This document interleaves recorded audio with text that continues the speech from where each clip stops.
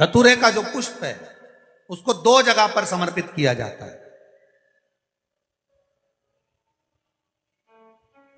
2 जगह। एक धतूरे का पुष्प जहां भगवान शंकर का जल चढ़ाने जाते हो, पूजन करने जाते हो, स्मरण करने के लिए जाते हो, वहां अशोक सुंदरी वाली जगह पर धतूरे को फूल को समर्पित किया जाता है। एक दूसरे नंबर का धतूरे का जो फूल होता है, 2 फूल जब हम समर्पित करने जा रहे हैं तो एक अशोक सुंदरी वाली जगह पर फूल का जो मुख होता है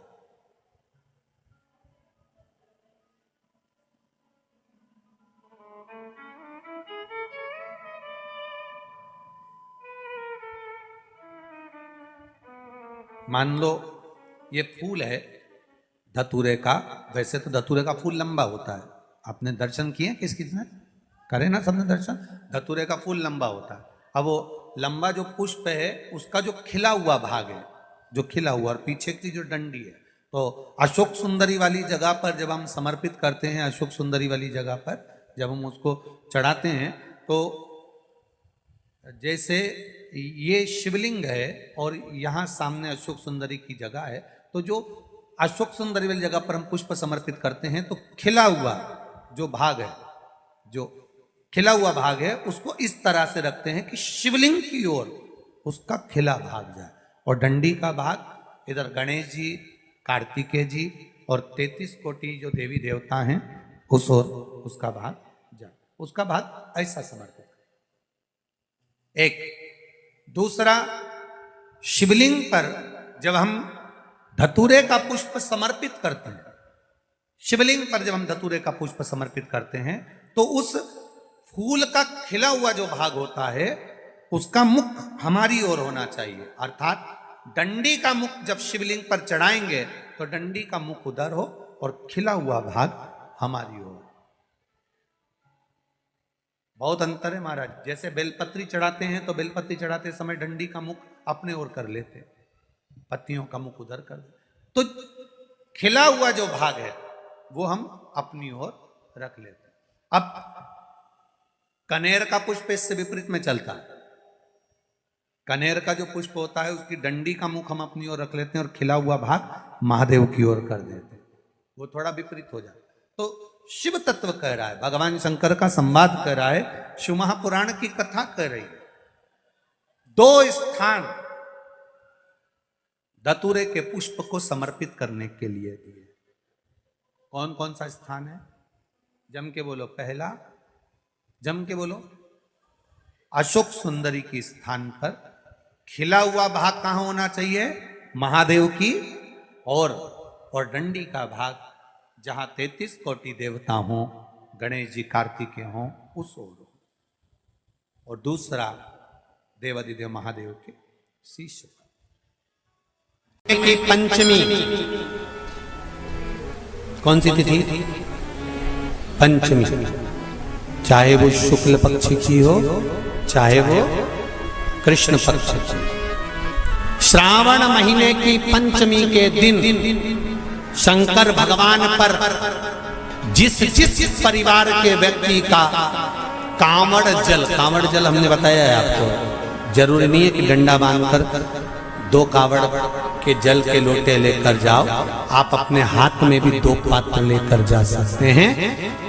पंचमी तिथि के दिन हाथ में 2 लोटे जल के, 2 कलश जल के जब हम शंकर भगवान को चढ़ाते हैं तो ऊपर जो कमंडल होता है शिव जी के ऊपर जलधारी होती है, जिसमें जया, विषहरा, शामली, बारी, दौतली और देव, शंकर भगवान की 5 बेटियां जिसमें विराजमान होती हैं। जब हम जल समर्पित करते हैं, हमारे पीढ़ी में, परिवार में अगर कोई अधोगति में मर गया होता है, कुंवारी अवस्था में चले गया होता है, गर्भ में मर गया होता है, गर्भ के बाहर निकलकर भी अगर कुंवारी अवस्था में चले गया होता है, तो श्रावण महीने की दोनों पंचमी पर परिवार का अगर कोई एक व्यक्ति भी जल चढ़ा देता है शंकर भगवान पर तो सर्प की योनि में नहीं पड़ता, जीव मुक्त हो जाता।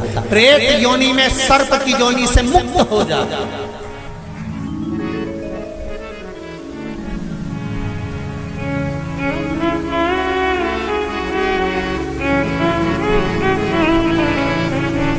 महाराज हमारे यहाँ सांपों की पूजन कौन से दिन होती है, कौन सी तिथि में करते हैं? जम के बोलो जरा। नाग पंचमी। नाग पंचमी का मतलब क्या है?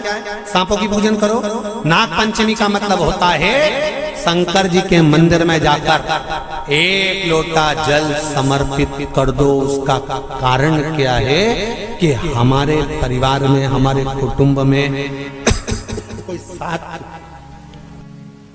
कुटुंब में, परिवार में कोई 7 पीढ़ी के अंतर्गत भी अगर कोई जीव तड़प रहा होता है, पड़ा हुआ होता है, उसकी मुक्ति नहीं होती है, तो पंचमी का चढ़ा हुआ जल उस जीव को प्राप्त हो जाता है और वो जीव तर जाता है, उसका फिर जन्म नहीं होता, वो तर।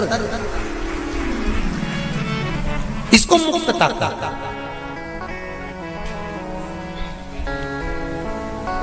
इसको मोक्षता का।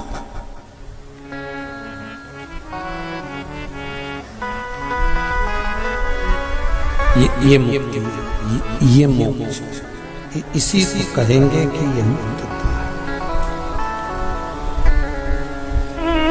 महाराज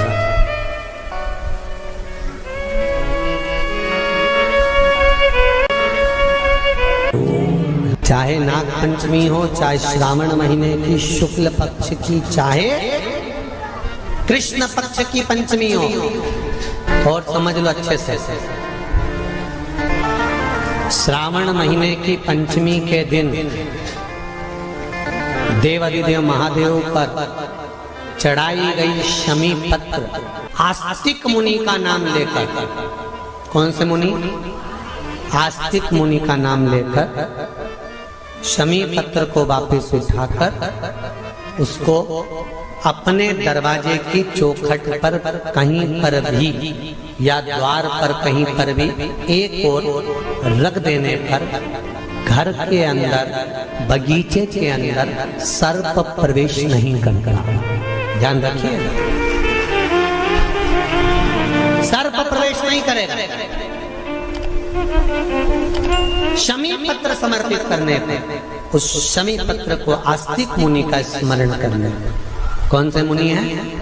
आस्तिक मुनि का स्मरण करने पर भीतर घर के अंदर बगीचे में सर्प भी प्रवेश नहीं। उस शमी पत्र में जया, विषहरा, शामली वारी, दौतली और देव, ये 5 कन्याओं का भाव प्रकट हो जाता है और वो कन्याएं हमारे घर के द्वार की रक्षा करती हैं। तुम्हारे घर की बहन बेटी क्या करती है? तुम्हारे घर की बहन बेटियां क्या करती हैं? घर में बहन बेटी आती हैं तो बद्दुआ देकर नहीं जाती। घर में कन्याएं रहती हैं, बद्दुआ नहीं देती। घर की बेटियां जब दरवाजा छोड़कर शादी कर वाले दिन, विदाई के दिन अगर जाती भी हैं तो बेटियां हाथ में धान भरकर फेंक कर जाती हैं कि मेरा मायका खूब फले फूले, आगे बढ़े।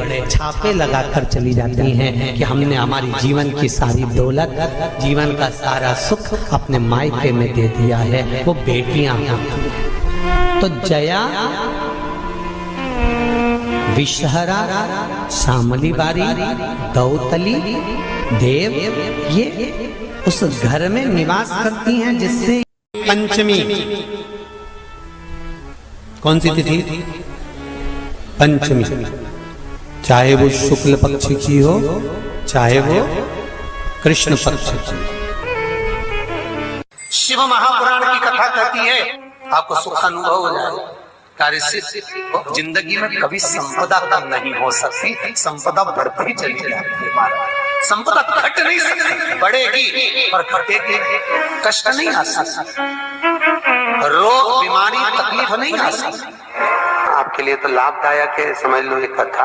शास्त्र कहता है कि जिसके घर में संपदा की कमी हो, पैसा आ ही नहीं रहा हो, सब तो उलझ गया हो, बहुत टेंशन चल रहा हो, पंचमी तिथि के दिन गन्ने का रस जानते हो, ईख का रस, गन्ने का रस तुलसी जी के क्यारे में हाथ में लेकर 7 बार अपना नाम और गोत्र बोलकर छोड़ दो।